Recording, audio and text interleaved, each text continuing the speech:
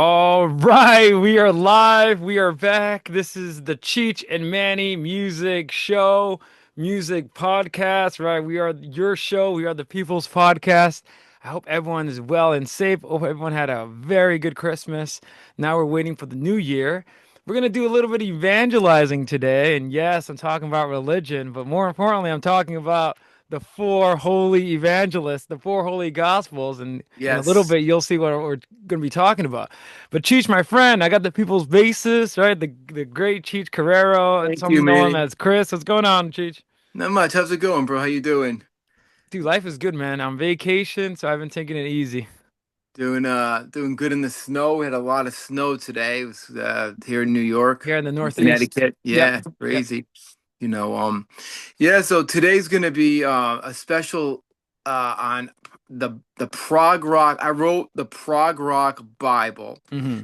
and Manny came up with the idea of the four gospels and then the prophets.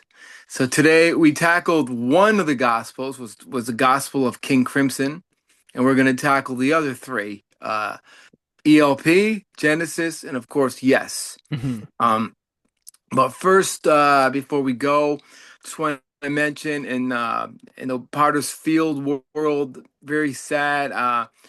Bobby, our lead singer, his dad passed away, and my heart and soul and Hmm. everything goes out. Bobby's my brother. I love the dude, one of my best friends in the world, the best singer I've ever played with. Pottersfield's the best band, and I just want to say, Bobby, Cheech and Manny send you love, Yeah. and we pray for, for your family and you, and Yeah. so sorry for the loss. Yeah, Bobby, my heart goes out for you, man. I don't, God only knows what you're feeling, but our prayers go out And to I you was blessed to and your meet dad. his, I was blessed to meet his dad so many times. A great man, great man. So, I know maybe a joke from heaven, but what was his dad's favorite album? I don't know. Maybe Bobby can comment. Bobby, comment your dad's favorite. I know he taught you rock music. He had to. Like usually it's dads, but yeah. Then we'll play it in your honor. Yeah, definitely, definitely. I gotta ask him who's dad's favorite I know artist. Bobby's gonna watch this, so hopefully he can comment and Yeah, leave that de- comment for definitely. eternal time down there. But yeah, sorry to hear that, Cheech. I know you told me Yeah, few days ago. yeah. I just talked to him. He's doing So I okay. guess this episode will be dedicated to him. What was his full name or his name? If he doesn't mind, or Um, I have to ask him his full name. I don't know off the top okay, of my head. maybe you You know. can text it to me. I can like write a little dedication. Yeah, This episode goes out definitely, to him. Yeah. definitely. And Bobby, man, the people singer. Check out Pottersfield BX, bringing Bronx rock back. We got Geese in Brooklyn, but people forget about Pottersfield BX. Don't forget about us in the Bronx. Although Geese is moving up there, we're gonna be behind Geese real soon. Guarantee it. You guys gonna be playing, yeah, live and dirty, rock and roll. Definitely. Geese is the new that's the new would you say Strokes meets Hmm. Radiohead or That's a good way of putting it. I feel like, yeah, I like that. The Strokes, White Stripes, and Radiohead rolled yeah. into a, but they actually have a four piece. It's not just And they drum, have a bass player. and they have a bass A player. That's good like, a good good bass player and a great female guitar player, I might yeah, say. yeah, Really good. and our songwriter of, I mean, I still have to. I showed you Geese, but yeah, shout out to Yeah. Geese. So they're Yeah. they're making storms and saving rock and roll. What is this song? Is it Taxes? Taxes is one of their good ones. I Yeah, like that song that's a a good lot. song. Yeah. I promote Geese, and I don't promote a lot of bands. No, no, and I don't promote a lot of new bands, and I promote Geese definitely. I'm So, telling you, man. And another one that I've been showing you, and you've been knowing them, Radiohead, like oh well, yeah, they're classic. I mean, Prague in the '90s. Radiohead is one of those bands. They might be one of the like better bands of the '90s, Yep, like yep. post Nirvana, right? I They're think they not, were. and it's crazy because it's funny. A lot of them labeled them as grunge because of the song "Creep," Yeah. and Tom York hated that label. He says, you know what? He never wanted to sing that song again. To this day, he still has like bad feelings about it. But they have transcended. I mean, their albums, The Bends Mhm. and OK Computer. OK Computer speaks to our age with ChatGPT, especially the Yeah. song Paranoid Android, which pretty soon ChatGPT will be talking to us. Oh yeah. EQing And I'll Paranoid. tell you. how popular Radiohead is. Government Mule covered Creep. So for Warren Haynes to cover one of your songs, you know Hmm, that that's a high I know. compliment. You And it's know, crazy, and that's not even, in my opinion, not even their best songs. But well, we could probably do an episode on Radiohead, Cheech. we should. I used to cover that song. They're like the Genesis of the '90s. Yeah, yeah, Songwriting, right. their albums, they had a streak. You probably can tell I'm a Radiohead nerd, but and Pablo Honey's pretty good. And Creep is a good song. I mean, Oh, I love it. they shouldn't knock it down. But dude, when you listen to the bands, OK Computer, Kid A is amazing. And then honestly, they released also one of the greatest rock records in the 2000 in Rainbows, which you should take a listen to it. It's Yeah. it's just rock from another planet. But yeah, but anyway. Really quick, what year was Creep? 94, Creed 95? was like 93, so they were at the cusp of grunge. Oh, so it was early. It was that early? Yeah, Okay. yeah. It was a huge hit for them. Oh, it was all And over and MTV. their fans just wanted them to play that song. So Yeah. obviously Tom York got a little mad. And I get that feeling when people don't Oh want yeah. to people don't want to hear your song, but they just want to hear covers or songs and you're like, "Oh, all right. I want to play Yeah. this music." But anyway, but let's go. Let's open up our Prog Bibles. Kids, get your Yes. Prog Bibles out. Open Get the up. Prog Bibles out. We covered the gospel according to King Crimson. Specifically, we looked at verses Hmm. verses on the um the Crimson King, right? So Yes. we took a Yeah. look at King Crimson. Yeah. Obviously, we would need hours and hours to cover their entire career Oh yeah. Yeah. discography, but we just want to focus. They are the big four with their Yeah. album "In the Court of the Crimson King." If Yeah. anything, that last song provides us with a little taste of revelation, right? A little apocalypse right there. Exactly. All Right. right. So it's nice. Right. How you throw Now that in let's there. open up our holy the Holy Gospel according to ELP. We Yep. got Now, Emerson, the Lake, and reason Palmer. the reason why I chose ELP is because the connection of Greg Lake doing two albums of Crimson, leaving, and then forming this super Now, group. now that's important because for our viewers out there, so go watch our King Crimson episode. And then you're going to realize that one of its principal members is Greg Lake. Now, who is Greg Lake? Well, he forms one of the greatest super groups, apart from Crosby, Stills and Nash and Young and Yeah. Crosby, Stills and Nash, right? And then super groups. I mean, we should do an episode on super groups with Oh yeah. Yeah. featuring Silky Joe. Yeah, we're coming up with episodes live as we speak. Exactly. But so Greg Lake forms perhaps one of the greatest super groups, but Hmm. also one of the four gospels. I mean, Yeah. this group, and by the way, Cheech, like quick, what does Greg Lake play? What's his specialty? Well, Greg Lake he's got so many things going for him. Okay. What's the main thing he's known for other than his famous "I Believe in Father Christmas" song, which is Well, fantastic? his beautiful. I mean, there's so many. My head is flooding with ideas. His beautiful voice, number one. His rich, almost would you say almost a It's like a baritone, nice baritone, warm, yeah. rich, beautiful voice. His acoustic playing on guitar and his ballads that he writes.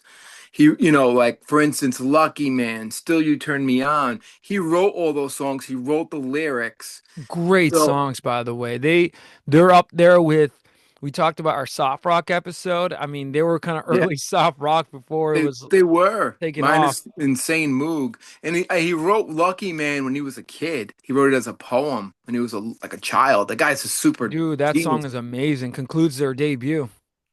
and his bass playing is so underrated. I mean, you don't think when you think of great bass players, Greg Lakes doesn't come up.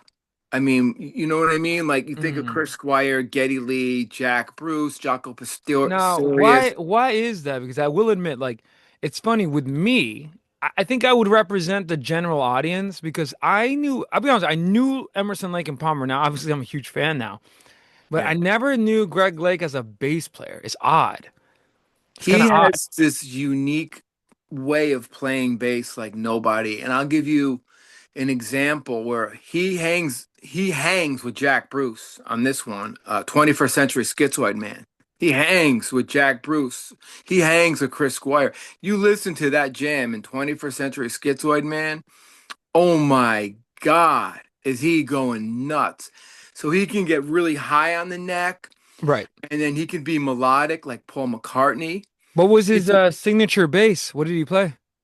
um, Do you I'm know? pretty sure he was You know how playing. Chris Squire has the Rick, like a lot of these Yeah, bass players are a good question. I'm pretty sure he played a Fender bass. I seen pictures of him with a Rick. So he's not known for a particular bass like Steve Harris, or the, Mhm. with the Fender and Geddy Lee with the Rick and obviously Chris Squire. Um, he played, I think, different types of basses and stuff like Okay. that. That's a Okay. good question. I don't really know Yeah. exactly. I've You, seen so many different pictures of him you with know what bass. it is with Greg Lake, and we'll quickly talk about the super, obviously because this is not only about Greg Lake, but I feel like one of the reasons why he's underrated bass player, but I feel his songs and singing, especially, we talked about this before with I Believe in Father Christmas. Oh yeah, I feel like he's such a great pop songwriter that yeah, you forget that this dude is also a progressive rock evangelist and king. I And know. talk about like Cheech, like Emerson, Lake and Palmer, like supergroup. I mean, why are they a big deal? Like why ELP? Why are they included in Um, the four? okay. Well, they That come from different groups. So obviously, King Crimson started prog rock, from the Canterbury scene. So Greg Lake's already known. He's the guy. Okay, this guy was in the biggest rock group, 69, 70. Then the Nice, you should check out the Nice. That's Keith Emerson's first band. It's got that 60 sound, but heavy organ, and then you have Carl Palmer came from the what is it the crazy world of Arthur Brown, hmm which was this guy Arthur Brown who was just like he just had the song called Fire, and he would have the fire on his head, and I hmm think he played with Atomic Rooster.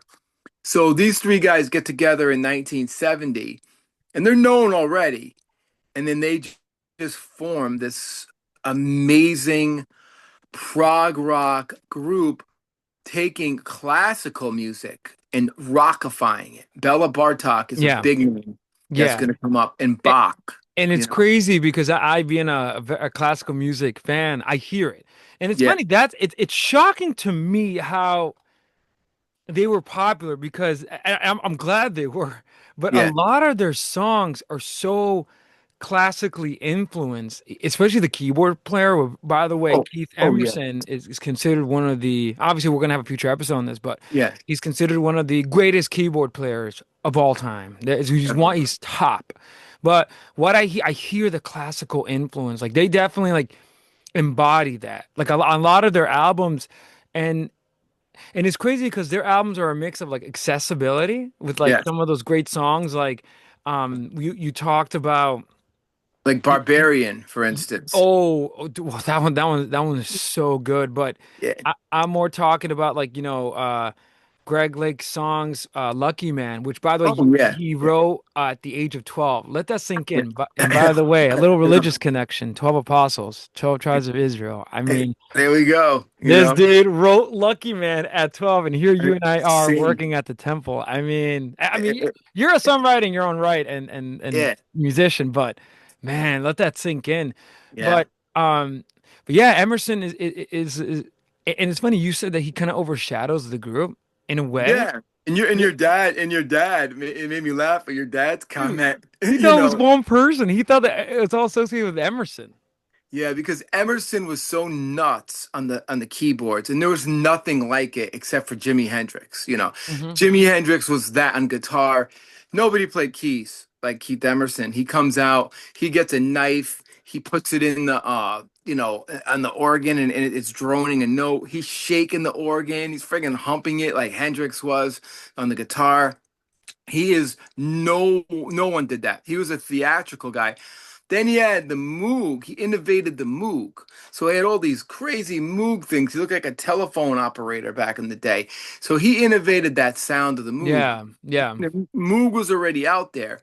Then he innovated I jazz I will and say just a fun classical. fact. I believe, and I could be wrong, Mhm. one of the first people to actually like in popular music utilize the Moog. The I think Beatles. the Beatles. Yeah. Yeah, they brought it into their studio and started experimenting with it. Oh yeah. So, and then That and obviously with Prague, it was gonna jump off the charts. But along with oh yeah. keys, the Moog Yeah. synthesizer, which you're right. If you look at it now, it kind of looks scary. You look like one of those classic phone operators where you're just Yeah. I eh, don't know how it worked, but it was like so primitive. Now it's all in a little you hit a button and you can sound like Keith Emerson, you know. right, right. Or no, get his sound. Nobody sounds like Um, Keith Emerson, but right. They use, and it's funny, the Beatles used it on several. I think Abbey Road. I think especially Abbey Road to get the sounds you get from it are so yeah. unique. Oh And yeah. Moog, I feel like is one of those defining things with prog, which Oh yeah. ELP. By the way, we're gonna say ELP for Emerson, Lake and Palmer. Uh, was on the forefront with Oh yeah. apart from his key playing, and it's crazy. Think about how innovative this is, taking Bach and classical music and putting it through a synthesizer and Moog. Oh yeah, That's he genius. electrified Bela Bartok, Mussorgsky, and Bach through a keyboard, an organ. He played a church organ in on the first album. He plays Yeah, an and actual church organ. you know what's funny? That's the first thing that popped out to me. There's like something religious in the music, Yeah, which is yeah, fascinating. And I was trying to figure out why. And then I was like, wait a minute, I know that sound. It's the church organ, which yeah. is Oh one of the yeah, hardest instruments to play. totally, totally. And just a little shout out to Led Zeppelin. John Paul Jones on the documentary said that he learned how to play church organ at church. Yeah, And that's one of his first gigs. But yeah, just talk about, I mean, he was a top musician. I mean, we're talking yeah. this dude could probably teach a musical theory class. Oh, he could, yeah. When I was in college, I was blessed to go to a seminar on a they call them like a pipe organ, you know. And we got to watch the organist play in the church because they built the organ in the church. Mm-hmm. It's attached to the Mm-hmm. church. It's an art, you know. And I was watching the person playing the organ's foot, and I was like, "Oh my God! Like, what are you doing?" And they're playing bass lines with their feet. And a lot of prog guys got bass pedals, and they would play, you know, bass with their feet when they're playing bass with their hands too. Chris Squire had bass pedals. Now, You you being see, a musician, how hard is that? impossible. And they're reading the foot parts. There's foot parts written. So they're reading with their left hand, their right hand, and they're utilizing the foot, the bass parts.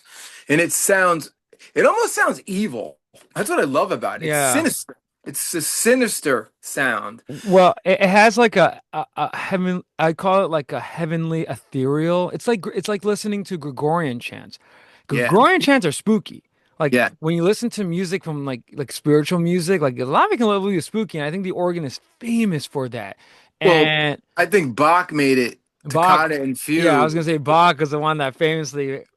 you There's know. that evil association. It's not evil, but it just sounds like Yeah, it's dark, dark, but it was gothic. written for God. You know, it was written for religious purposes and Yeah. stuff like that. You know, so Emerson, and not only that, he can play jazz piano like nobody. Well, He, no, and a part you said the classical music, ELP is also very avant-garde jazz.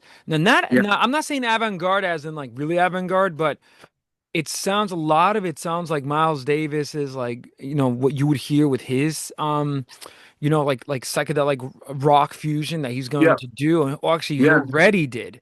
But a hmm lot of it, that's why it's odd how ELP is kind of inaccessible, but at the same time accessible. yeah, They're and that's the beauty of progress. I feel like they're one of the like that's the beauty of progressive rock, how yeah. they open the doors for these like other genres. Well, what they had is the secret weapon is they had Emerson as a star, and he's playing classical music and jazz, symphonic music, electrified in the style of Jimi Hendrix. What I mean, aggressive.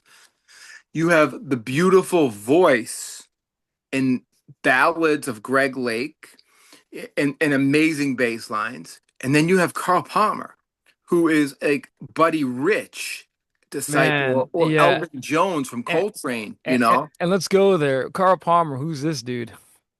Now, Carl Palmer is probably one of the first famous progressive rock drummers.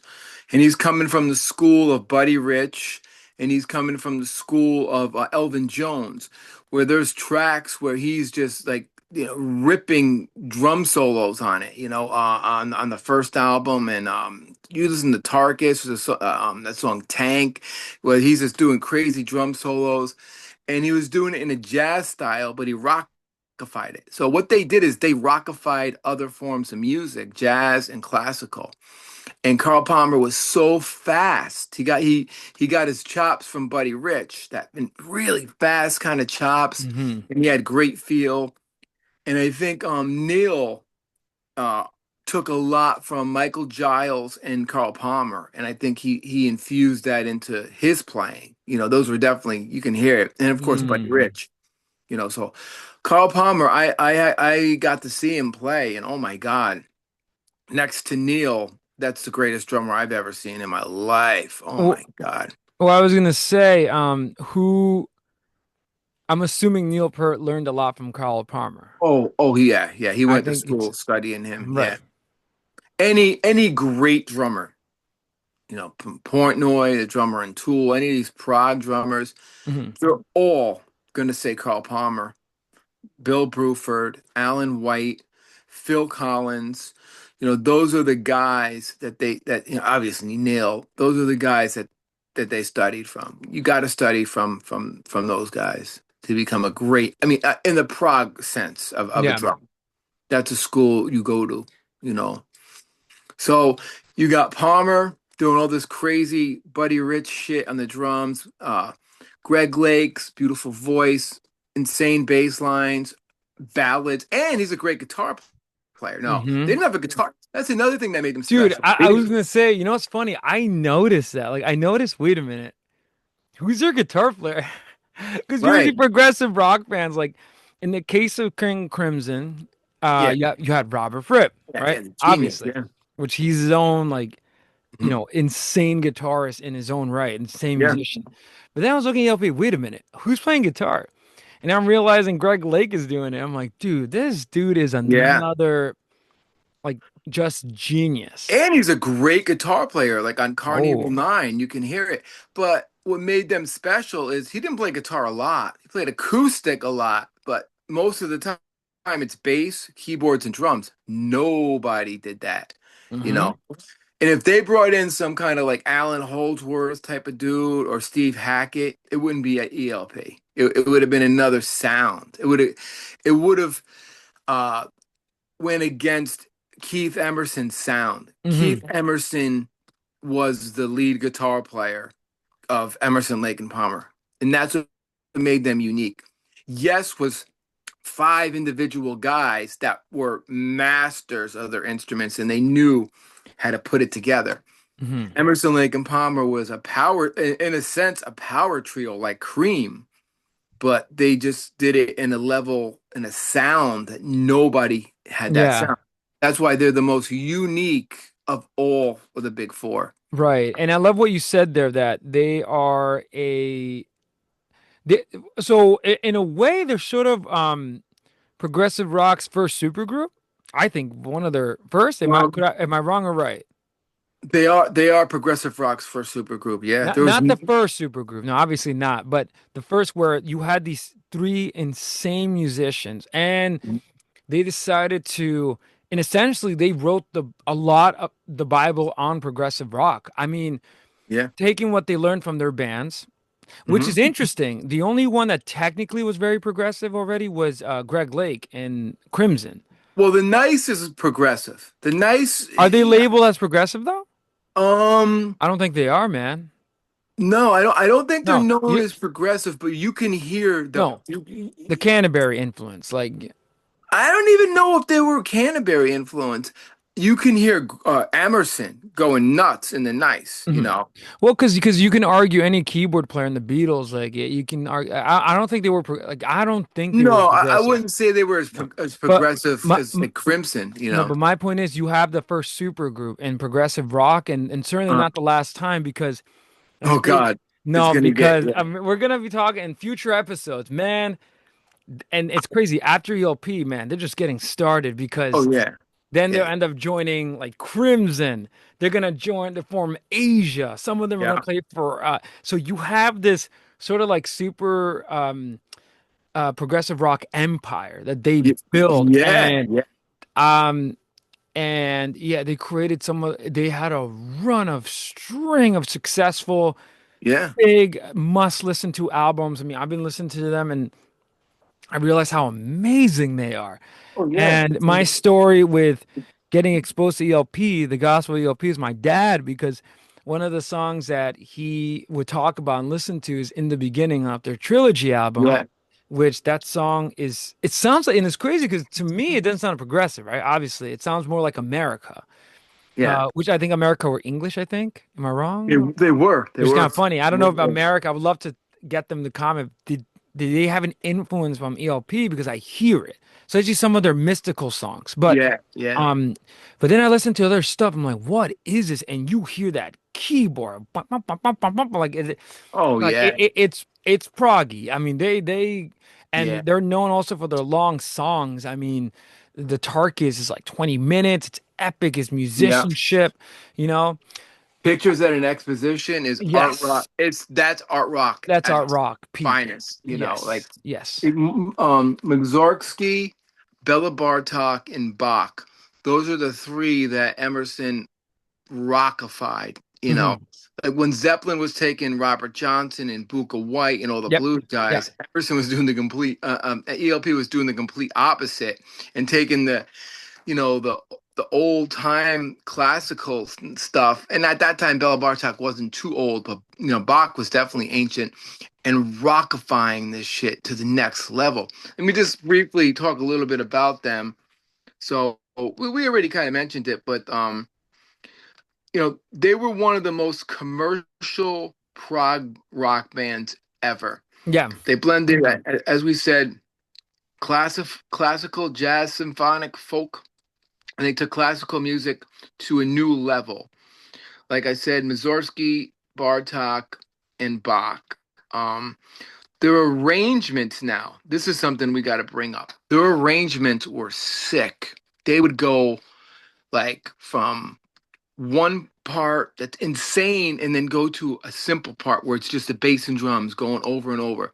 Then another part would be 9/8. Then it would go into 5/8. And then Keith would just go on No, an organ. He would rip on an no, organ I'm and then telling you, like, stop and then just go into a clean, a beautiful piano piece. yeah, you hear that straight off the Barbarian. Like you hear it straight, Oh, like where they're so odd. Like when and I feel like Emerson, Lake and Palmer are like two faces. One face is like the accessible stuff, right? The yeah, really the yeah. vibe. But they wrote very pretty, beautiful songs. Beautiful But songs. then you have songs like the Barbarian, the Three Fates, parts one, two, and three. Okay, Where now they take let you me on a journey, and it's crazy. It's sort of like listening. That's why it's odd how they were popular. For me, it's odd because a lot of it is like listening to jazz because obviously, just to comment on the musicianship. I mean, dude, they're taking you places, and then they're able to go from these. I hear it like the craziness, and I'm yeah. thinking, how is this possible? Like, just a And you genius. brought up a great point. The three fates. If you want to learn about Keith Emerson, that's a showcase of him on organ, moog, clean piano, and Carl Palmer does drum solos in that. That's insane. This is the first album. Yeah. So imagine buying this going, all right, I like prog rock. Who the hell's this Emerson, Lake and Palmer? And you put the three fates on.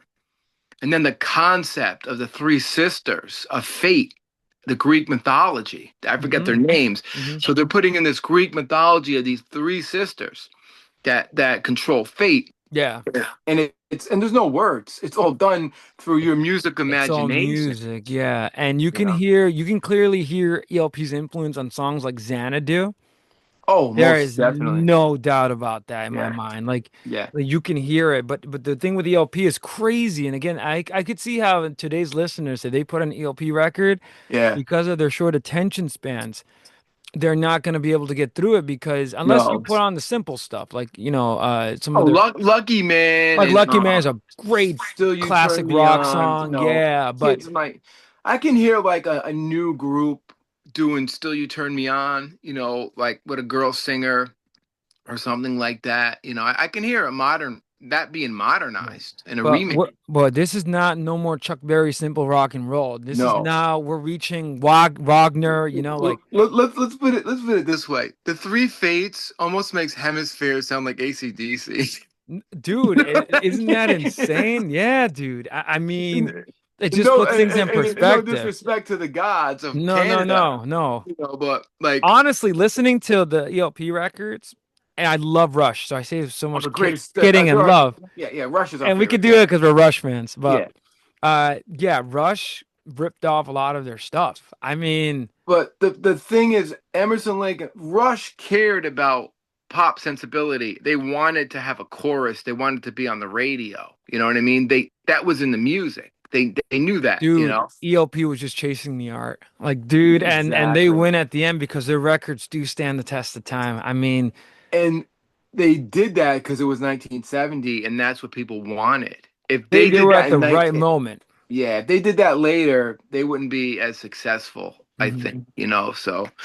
Um, so yeah, the arrangements are, very cool. Like I brought up the concepts, like for instance, the three fates being the sisters of fates, the technical abilities we covered, um, and you know, Keith Emerson's whole thing was he innovated the Moog, as we said. I think the Moog, which became part of the soul of, I feel like we're gonna be also throughout the Prague Bible series.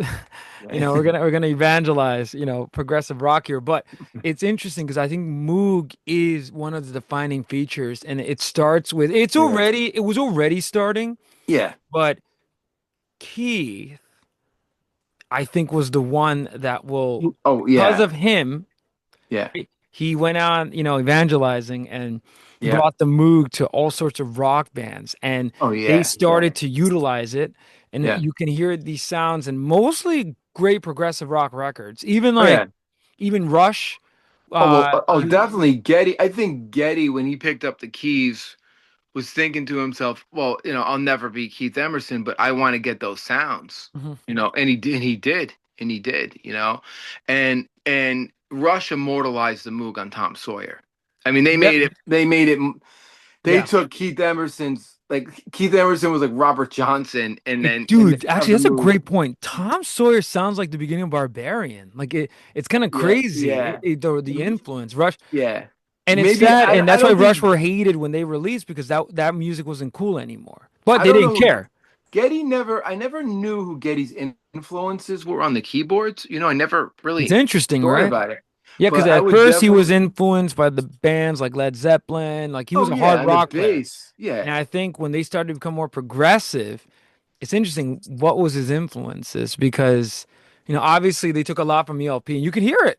I You mean, definitely know he took the sonic structure. I mean, he couldn't play like Rick Wakeman, or he couldn't play like right, right. Thief, but he took the sonic sounds of those guys and he made it his own. Rush became Rush by taking those Moog sounds and Oppenheimer, all these weird keyboards. Maybe I'm saying it wrong. There's other keyboard sounds that Keith them Keith Emerson was surrounded by keyboards. That's And, another. and Yeah, like no, dude, stacks and stacks. and I want to comment that I think one of the reasons why ELP were popular is that because you know how a lot of 60s bands kind of died in the 60s. Yeah. ELP were on the forefront of technology. I think that's They were. really like Rush. Yeah. They started now. Obviously, Good they point. That is an they amazing no point. with their gargantuan musical musicianship. But I Oh think yeah. another reason why Keith Emerson is so famous because he started to incorporate this technology into music Yeah. and at one point started popularized it. Now, Hmm. obviously, they will kind of stagnate, which, you know, we're not going to talk about that. But even though they Yeah. release good records, but I feel like progressive Yeah. rock had its height. Yeah, Now, and I think I talked about this. I think one of the reasons why eventually prog rock was a little hated, mostly yeah. by the English, I think it was because By the punks, yeah. these kids can't play their instruments. I mean, they're like, "Yo, No, we're not no. doing that," and that, it speaks volumes And because that was the point of it. They were and, like, and you being like the musicians, how yeah, you being a musician, yeah. what type of musician do you have to be to play Keith Emerson? You have to be as good as any classical orchestra musician. You have to, if you're a piano player in an orchestra or some kind of orchestra combo, a trio or whatever, you have to be that good. You have to be Juilliard good. He could have been in the English Symphony Hmm. Orchestra. If Keith Emerson chose not to be a rock guy, he could have been in any orchestra in the world.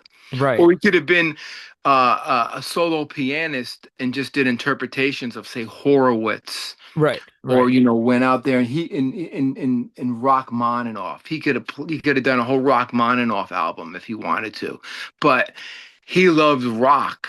He cut his teeth on the Beatles and all that right, stuff. right. That's who his influences were. And and jazz. Oscar Yeah, Peterson and all these great yeah. jazz pianists that No, he would have I, listened to. I'm telling you, I've seen videos live of him playing. It's something. I mean, he is the Jimi Hendrix of keyboards. There's a guy named Art Tatum, a jazz pianist, and you can hear his influence on Keith Emerson, just like Bach. So Emerson was more, of course, he listened to rock. I would assume the Beatles, but he was listening to jazz Hmm. and Oh, you hear it. You Art hear it. Tatum, It's crazy. yeah, Some songs do sound like you hear the Beatles' influence, but yeah, the majority of stuff it's classical and jazz. yeah. The, and again, Greg, you have to. I mean, the keys just sound. It's if you listen to Miles Davis's "Bitches Brew," a oh lot of yeah, their songs sound like I'm listening to that album. oh definitely. And I think Greg Lake sounds more like the Beatles.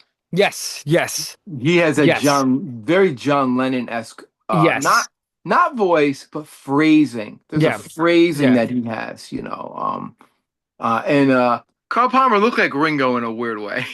And, Oh, and we gotta talk maybe the about like, bangs. dude, and we gotta talk about that. They actually look pretty cool. Like it's funny That's because that's another I thing. think another reason for their success. Now, again, I'm not. This is just a joke, everybody. Yeah, But I think like they actually look like rock gods. Like they they were did. muscular looking. I Yeah, mean, they had they were great long masculine. hair. I mean, Yeah, they even yeah, showed it off with that one awful album cover that looks like they're at a beach or something. It's yeah. so bad. But I mean, they weren't wearing the bell bottoms like Sabbath and Zeppelin, because right. Sabbath and Zeppelin just look badass. But Keith Emerson, Lake and Palmer, they look like a band. They had the long hair. Yeah. Emerson just looked like a badass. Like he would fucking punch you in the Oh, face, like a oh biker. yeah, dude. He looked like a biker. Dude. They look like rock gods. Like They did, and I think that's another and they reason were for their all, success. they were all good looking dudes. Yeah. Every now and you get some of these bands. It's like the singers, the rock star, and then there's a couple ugly guys in the back. The Emerson and Palmer they were good looking guys. I'm not, I'm a straight man here, but I'm just saying they were good looking dudes. So good So looking that they did not need to be on the album cover until let's Trilogy. put it this way: they were way better looking than Yes. Or Rush. Do not look. This is a joke, but dude, yeah, Yeah, yeah. It's funny. I was looking at and we'll be talking about Yes pretty soon. yes, But I was looking at their performance, and yeah, mind you, I mean, like they look goofy. Like it's kind of yeah, funny, yeah, but yeah, just watching their instruments play, yeah. insane. But then you look at like Emerson, Lake and Palmer, they're pretty good looking. I Yeah, mean, yeah. three good And looking mind you, dudes. like looks don't mean anything about No, like no, no, no, no. But it's but just a the joke. image does. And Yes had an image. They wore And capes, we talked about in Soft Rock episode how a lot of these oh, guys oh look like please. pedos and like, dude, no wonder they couldn't carry They on were that. wearing Like, sweaters at their photo shoots. Like what the fuck? dude, At least it's Yes awful. wait. Chris Squire had capes on, and Yeah, at John least they embraced the Anderson goofy. dressed like he was at the Renaissance Fair. Right, There right, was an image. There had to right. be an image in these bands. And forget Gabriel. We will not even go Oh, there. we're not even gonna go there We're not gonna go yet. there. No. But yeah. So let's Anything just else, talk. Cheech? Anything else going down? Yeah, we'll just talk a little bit about the songs. We went over 30 minutes. Okay, I'll go quickly. Go. Just some songs in albums. So "Lucky Man" is the most popular radio song, known for its moog, insane solo. We talked about "Still You Turn Me On." And what was the other one that you love? Um, the other ballad on the radio. Oh, in the beginning, In the beginning. great acoustic strumming. So they had three amazing pop songs. You know, and then you have Tarkus. The first album, obviously amazing. Tarkus, 1971. Pictures at an Exposition, where they're taking Mussorgsky's music. Brain Salad Surgery, amazing. Trilogy, then Works, Volume 1 and 2. Songs, Lucky Man, Fanfare for the Common Man. From the Beginning, Carnival 9, one of my favorites. Take a Pebble. That song is That's a beautiful. fantastic song. And the lyrics are very, One of my favorites, and one of their long ones. It's 12 minutes on their debut. yeah. And that song gets very deep with the ripples of the pebble in the water, and it Yep, gets into the yep. whole. It's almost a It neo. reminds me of like I listened to the Wind on like Crimson. Like you can that's Greg Lake. Oh And yeah, I think it gives the album artwork because the album artwork portrays like like some sort of rippled water. I see a bird. So I think it inspired the album cover. oh yeah, yeah. Well, when we do the album, I have a whole concept about that album cover. There's a whole meaning behind it. It was a mistake. That album cover was meant for a band called Spirit. Oh, there we go. And he gave it, the artist, I forget his name, he gave it to ELP. But when we do that album, we'll go there. So, basically, those are some songs to check out. Mhm. I would say one of, if not the best cover band, um, prog band. You know, I think that I'm torn between Yes and ELP, but they're the most unique prog rock art band because there's no guitar player. If Mhm. Jimi Hendrix joined that band, it wouldn't sound good. It would sound. Yeah. Greg Lake filled in the gaps with his acoustic picking, with his nice solos in Carnival Nine. Which is fascinating. I feel like it's, I noticed a lot of their tracks don't feature guitar. No, no, It's they don't. bass playing and some of it acoustic, which Yeah, is, I think, very smart on, I think Greg Lake was a genius for that. He let Emerson roll on the electric keyboard. The drummer fills in that thunderous sound, and yeah, he's like I feel like he's all about subtlety. yeah, He's like but at the same time writing some of the greatest songs. You know. yeah. And Greg Lake is a supportive bass player, but he's an insane busy bass player. Mhm. So if you're busy, it doesn't matter because you're supporting a lunatic on the keys and a drummer that's insane. So the most unique prog rock band ever in history is And Emerson, Lake and Palmer. one of the biggest and biggest super groups as well. Yeah, that the first supergroup of Prague, Yeah, which will lead to many. So yeah. that about sums up ELP, and we're gonna do a whole album, their first album. We're gonna break that down in the future. So any last things before we move on? No, that's it. Go listen to ELP. Comment below your favorite album, your opinions. And we Yes, will be yeah, talking about their debut, which is essential. I feel like their first three albums, or four albums, I should say, are yeah, essential. Like you yeah. need all of them are all killer, no filler. If you want to go place to start their debut, can't go wrong. You can't go wrong. My favorite is Three Fates. Trilogy. Oh, I was gonna say it's the Three Fates. If you want to Oh no, I really, love that. I do. I've been binge listening to their debut. One yeah, of the greatest debuts. Like in our future, we should talk about debut albums.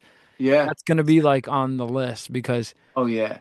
Man, that and straight off the bat with the Barbarian, it just Oh hits you in the God. face like they don't play. It's like that's like their spirit of the radio. Well, right, Oh, like the Barbarian, that just that bass tone. dude, I can't it's stop talking about it. already we're off to a good start. But I yeah, would say take a pebble, the Barbarian and the Three Fates. Check those fucking and Lucky Man is on the album too. Check those songs out. nah, dude, not even. Just check the whole album out. Yeah, All exactly. killer with a capital K, no filler. It's like There's every track nothing, is perfect. not one bad. Yeah, Eric, you're right. Every song It's is essential. perfect. If anything, debut everybody. Start at the debut, and in my opinion, go Yeah, to trilogy, and then go work from there. Tarkus. You can definitely. listen to that live album that you mentioned. But the sad thing, they were short-lived. They ended in 77. They didn't make it to, like, say Zeppelin at least made it to 80. They were like Deep Purple. Deep Purple was short-lived too. Hmm. Purple started in 69 and ended in 76. Then And they it's obvious, but it's obvious. A clash of egos. Like yeah. I don't think like they're able to support this. You know. Well, Uh, I don't think, believe it or not, Emerson, Lake and Palmer, I don't think there were lawsuits or fights or anything like Pink okay, Floyd. I think they just toured so much. They were so burnt out and fried. makes sense. Because you imagine you go on a huge tour, they each had a truck, ELP, with their equipment in it. I remember seeing a documentary. It was insane. And then you got to go in the studio and you got to do this insanity music. And you got to be so creative that after 4 or 5 years, you're drained. Your brain is shot. Mm. There's nothing left. You're drained of all creativity. And then, after 77, they broke up. Short one album. I don't think it's sacrilegious, and Yeah. I don't know why Palmer's not on it, but Cozy Powell is, who's a beast, who played with Mm. Rainbow. Right. Great album. Then they reunited in the '90s, and it was and they I forget the name of the album, and it was really good. So they played together fairly good. And Greg Lake has a solo album that's amazing, a Right. solo band, the Greg Lake Band. And Keith did many solo albums, and Mm. so they had careers, but they just were always known as their first four albums. Like when you thought of Emerson, Lake and Palmer, you went back to, Lucky Man, you went back to Tarkus, Trilogy, and they didn't really Mm. pass Yeah. like you said about Close to the Edge the other day. That was Yes's like milestone. Mhm. After that, Yes was still brilliant, I feel like they but try to copy the success, but yeah. obviously, it's not And gonna then after a fail while, to that. Emerson, Lake and Palmer, just got so burnt out that they couldn't create anymore. So that's why they stopped. That sounds right. Yeah, That sounds right. It sounds right. yeah, All brother. right. But this wraps up the Holy Gospel according to ELP, Emerson, Lake and Palmer. We'll close Yep, the book on that one. And then, so now we've done the Gospel of King Crimson. We've done the Gospel of ELP. And then we'll move on to the Gospel of Yes. definitely. See you Yes. on the other side. All right, brother. All right. 2, 3, 4.